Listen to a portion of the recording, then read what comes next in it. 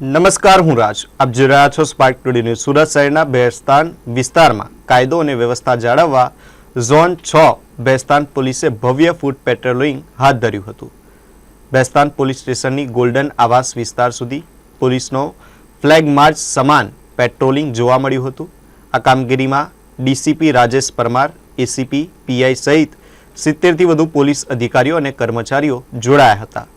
Golden આવાસ વિસ્તારમાં અલગ અલગ નાકા પોઈન્ટ ઊભા કરી સઘન વાહન ચેકિંગ હાથ ધરાયું હતું. સાથે જ શંકાસ્પદ લોકો અને વાહનો પર ખાસ નજર રાખવામાં આવી હતી. વાહન ચેકિંગ ડ્રાઈવ શરૂ થતાં નિયમો તોડનારાઓમાં ફફડાટ ફેલાયો હતો. પોલીસ દ્વારા કેટલાક ગુનેગારોના ઘરો પર સર્ચ ઓપરેશન કરવાની પણ તૈયારી દર્શાવવામાં આવી છે.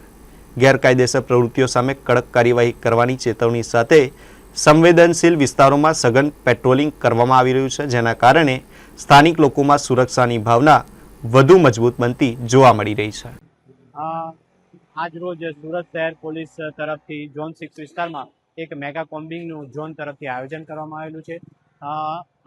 આનો આશય એ છે કે પ્રજામાં શાંતિ સલામતીની ભાવના સુદૃઢ બને અને જે અસામાજિક તત્વો છે, ગુનેગાર પ્રવૃત્તિ કરનારા જે શખ્સ ઈસમો છે, એમના વિરુદ્ધ કડક કાર્યવાહી થાય, એમને ગુનો કરતા અટકાવવામાં આવે, એટલા માટે આ કોમ્બિંગનું આયોજન કર્યું છે. આ જે ગોલ્ડન આવાસ વિસ્તાર છે તેના જે નાકા પોઈન્ટ છે તેમની અંદર મેં વાહન ચેકિંગ હાથ ધર્યું છે.